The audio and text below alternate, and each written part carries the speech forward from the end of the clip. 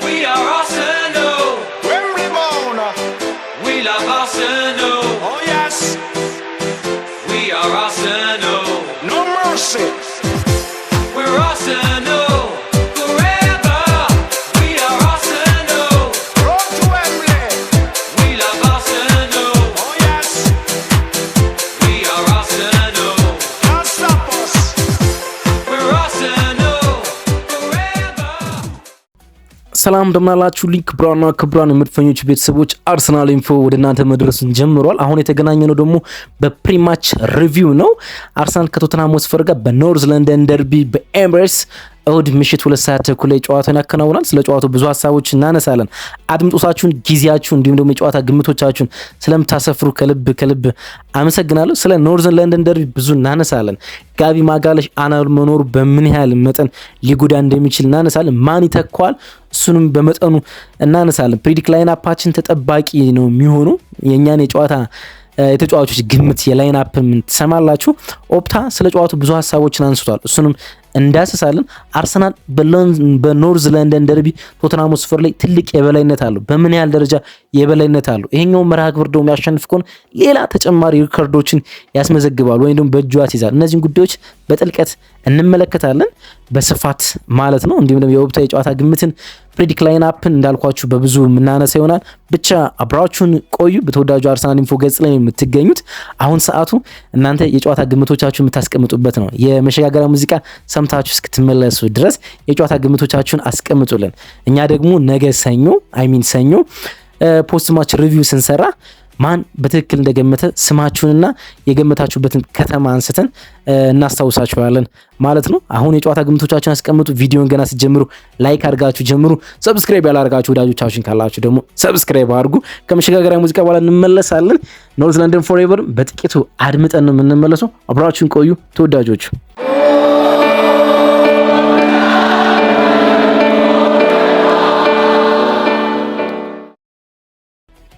አርሰናል የኤንኤልዲ የበላይነቱን ለማስቀጠል በዚህ ጨዋታ ላይ ይጫወታል። የኖርዝ ለንደን ደርቢ የበላይነቱን ማለት ነው።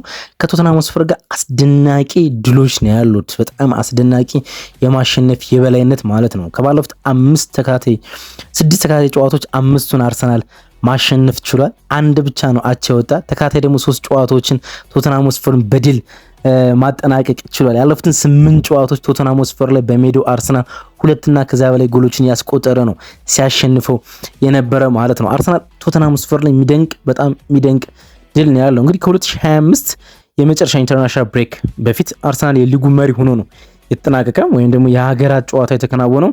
አርሰናል የሊጉ መርሃ ግብር መሪ ሆኖ ነው ግን ከሰንደርላንድ ጋር በስታዲየሙ ፍላይት የጣለው 2 ነጥብ ይህን ጨዋታ የበለጠ ተጠባቂ ያደርገዋል። ብላክ ካቶች ወይም ደግሞ ሰንደርላንዶች አርሰናል ላይ ከ812 ደቂቃ በኋላ ነው ጎል ማስቆጠር የቻሉት።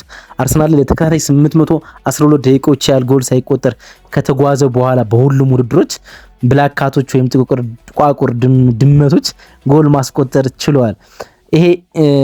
ይሄኛው ጎል መቆጠር እና በአቻ ውጤት መጠናቀቅ ቶተንሃም ሆትስፐርና አርሰናል የሚያደርጉት ጨዋታ ላይ ትኩረት እንዲጣል አድርጓል። ምክንያቱም ሲቲ ዛሬ ጨዋታውን ያከናውናል በሊጉ ማለት ነውና ሲቲ ምሽት ላይ የሚያከናውነው ጨዋታ ማሸነፍ የሚችል ከሆነ የነጥብ ልዩነቱ ወደ 1 ስለሚያጠበው የኛው ጨዋታ በጣም ትኩረት ስቧል። ከዛ አቻ በኋላ ደግሞ የጋቢ ማጋለሽ ጉዳት ተሰማ። በብራዚል ብሔራዊ ቡድን በወዳጅነት ከሴኔጋል ጋር ባረጉት የኤምሬትስ የተከናወነ ጨዋታ ነው። ባይዘዌ ለንደን ላይ ብራዚል 2-0 ባሸነፈበት 65ኛው ደቂቃ ላይ ጋቢ ማጋለሽ ጉዳት አስተናገደ። ኦልሞስት ከወር በላይ በጉዳት ምክንያት አይኖርም። ወደ 2 ወር ይጠጋል። ላይኖር የሚችልበት እድል አለ። በተጨማሪ ከጉዳት እያገገሙ የሚገኙ ተጫዋች ደግሞ በየትኛው ሰዓት መቼ እንደሚመለሱ እርግጥ አይደለም። ማለዳ ላይ ዛሬ በሰናናችሁ ፕሮግራም ላይ አድምጣችሁት እንደነበረው የትኛው ተጫዋች እንደሚመለስ ሚካኤል አርቴታ መናገር አልቻለም እና በዚህ ላይ ነው ደግሞ አርሰናል ጋቢን ማጣት የቻለው ማለት ነው። አሁን ጉዳት ላይ ያሉ ተጫዋቾች ዝርዝር ከፍ ብሏል። እርግጥ የሚመለሱበት ጊዜ የሁሉም በጣም በቅርብ ነው፣ ግን ደግሞ ለየትኛው ጨዋታ እንደሆነ እርግጥ አይደለም። የጋቢ አለመኖር በሁለቱም የሜዳ ጫፍ ላይ ወይም በሁለቱም ሳጥን ላይ በጣም አስቸጋሪ ያደርገዋል። በአርሰናል መከላከል ላይም እንዲሁ ደግሞ አርሰናል በማጥቃት በሚሄድበት ጊዜም ጋቢን ከሚፈልጋቸው ተጫዋቾች ውስጥ አንዱ ነው። በሁለቱም ሳጥን ወሳኝ ከሆኑ ተጫዋቾች አንዱ ነው። አርሰናል ለዋንጫ መፎካከር ከጀመረበት ከ2022-23 ሲዝን ጀምሮ እንደ ጋቢ አይነት አስደናቂ ተጫዋች ስለመኖሩ እርግጠኛ አይደለም። ጋቢ 67.6% የማሸነፍ ንጻሬ ያለው አርሰናል ከጋብሪኤል ማጋሊሽ ጋር 111 ጨዋታዎችን ከ2022-23 ጀምሮ በፕሪሚየር ሊግ ውስጥ አርሰናል አከናውኗል። 75ቱን አሸንፏል። የማል 67.6% ኦልሞስት 68% የማሸነፍ ንጻሬ ያለው ከሱ ውጭ ከ2022-23 በኋላ ከሱ ውጭ ከጋቢ ውጭ ያደረጋቸውን 14 መርሃ ግብሮች ግን ብንወስድ በሰባቱ ብቻ ድል የቀን ነው ማለት ነው። በሰባቱ ብቻ ያ ማለት ደግሞ የማሸነፍ ንጻሬ ወደ 50% ይወርዳል ማለት ነው። እኔ ከ2022-23 ጀምሮ ጋቢ 11 ጎሎችን ማስቆጠር ችሏል። በግንባሩ ደግሞ 9 ጎሎችን ማስቆጠር ችሏል። ደብል ዲጂት ጎል ያለው ብቸኛው የፕሪሚየር ሊግ ተከላካይ ነው ከ2022-23 ጀምሮ ማለት ነው። ይሄን ተከላካይ ነው እንግዲህ አርሰናል ሳይዝ የሚጫወተው ማለት ነው። ለአርሰናል የሴት ፒስ ፓወር በጣም አስፈላጊ ነው። በጣም የአርሰናል የሴት ፒስ ፓወር በጣም አስፈላጊነት ምን ትረዱ ቶማስ ፍራንክ ከጨዋታው በፊት ከሰጧቸው ጋዜጣዊ መግለጫዎች አንዱ ምንድነው ያለ መሰላችሁ? የአርሰናል ሴት ፒስ ወይም ደግሞ የቦክስ የቆመ ኳስ መከላከል ምንችል ከሆነ የአርሰናል ፓወር በ50% ማውረድ እንችላለን ብሏል። ወይም ደግሞ የአርሰናል ማጥቃት በግማሽ ማውረድ እንችላለን ብሏል። ያናር አርሰናል በቦክስ ውስጥ ምን ያህል ተፈሪ እንደሆነ የሚያሳይ ይመስለኛል። ከፔናልቲ ውጭ ቆመ ኳስ አርሰናል 10 ጎሎችን አስቆጥሯል በዚህ ውድድር ዓመት ማለት ነው። በፕሪሚየር ሊጉ ካስቆጠራቸው ጎሎች 50%ቱ ከሴት ፒስ እንደተቆጠሩ የሚያሳይ ይመስለኛል። ስፐርስ ደግሞ በሴት ፒስ የላቀው ቡድን ነው። ከዚህ ውድድር ዓመት ከቆመ ኳስ ትንሽ ጎል ከተቆጠረባቸው ቡድኖች ውስጥ ቁጥር አንዱ ስፐርስ ነው። 2 ጎሎች ብቻ ነው የተቆጠሩበት ከቆመ ኳስ ማለት ነው። እና ሁለቱ በፓራዶክስ በሁለት ጫፎች ውስጥ የሚያደርጓቸው ጨዋታዎች ነው። እንግዲህ ጋቢ በመከላከል ውስጥ አርሰናል የሚቸገር አይመስለኝም። ይሄ ለኔ ነው። እናንተ ደግሞ ሀሳብ ልትሰጡበት ትችላላችሁ። ጋቢ ማጋላችን በማጣቱ አርሰናል በመከላከሉ ያን ያህል የሚቸገር አይመስለኝም። በማጥቃቱ በብዙ ያጠዋል፣ በጣም በብዙ ያጠዋል። እንግዲህ አርሰናል ማን ሚካኤል አርቴታ በዚህ ቦታ ላይ ይጠቀማል የሚለው ኢንተረስቲንግ ነው። ላይን አፕ ሲወጣ ምንመለከተው ክርስቲያን ሞስኬራ እዚህ ቦታ ላይ መጫወት ይችላል። ደግሞ ሲጫወት ተመልክተናል። ግን ክርስቲያን ሞስኬራ እዚህ ቦታ ላይ የተጫወተ ፔሪን ካፒዮ ገና ፊት ባልነበረባቸው ሳምንታቶች ነው። እንግዲህ ፔሪን ካፒዮ ግራግር ነው ከጋቢ ማጋለሽ ጋር በብዙ ነገሮች ውስጥ ይመሳሰላልና ፔሩ ይሄን ቦታ የመሸፈነ ድሉ ሰፊ ነው። ሪካርዶ ካላፊዮሪ ገና ልምምድ አልጀመረም። ሪካርዶ ካላፊዮሪ የሚመለስ ከሆነም ይሄን ቦታ እሱ መሸፈን እንደሚችል መናገር ይችላል። ይቅርታ ለድምጼ አድማጮች። እነዚህ ሶስት ተጫዋቾች የመጠቀም እድል አለው። ሉዊስ ማይልስ ስኬሊ ግን በፉልባክነት የመሰለፍ እድሉ ሰፊ ነው ብለን መናገር እንችላለን። እንግዲህ ይሄኛው ብቻ አይደለም እንግዲህ ችግሩ። በሌላኛው ጫፍ ውስጥ በአርሰናል ማጥቃት ውስጥ ሜክሺፍት አጥቂ ነው የምንጠቀመው፣ ሚካኤል ሜሪኖ ማለት ነው። ትራዲሽናል ስትራይከራችን ወይም ደግሞ ዋናው አጥቂያችን የሆነው ቪክተር ዮኬሬሽ ለጨዋታው ስለመግባቱ ምንም አይነት እርግጠኝነት የለም። ያለ መግባት እድሉም ሰፊ ነው። ለሙኒክ ጨዋታ ነው የመመለስ እድሉ በጣም ከፍ የሚለው ማለት ነው። ከ2024-25 ጀምሮ ሜሪኖ ብዙ ጎሎችን ካስቆጠሩ አርሰናል ተጫዋቾች ውስጥ አንዱ ነው። ከባለፈው የውድድር ሲዝን ጀምሮ ከሜሪኖ በላይ ጎል ማስቆጠር የቻሉት ሊያንድሮ ትሮሳርድና ማርቲኔሊ ነው። 9 ጎሎችን አስቆጥሯል። ከዛ ውጭ ሜሪኖ 8 ጎሎችን ማስቆጠር ችሏል። ያን ያህል ወሳኝ እንደሆነ ማንሳት ይቻላል። ስለ ስፐርስ ጥቂት ነገሮች እናንሳና ወደ አርሰናል ደግሞ እንመልሳለን።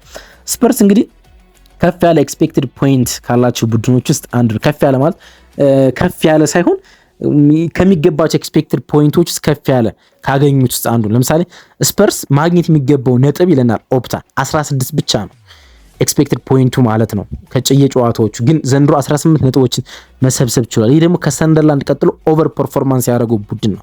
ሰንደርላንድ በኦፕታ መለኪያ መሰረት 15 ነጥቦችን ብቻ ማግኘት ነበረበት ኤክስፔክትድ ፖይንት የሚባለው፣ ግን 19 ፖይንቶችን መሰብሰብ ችሏል።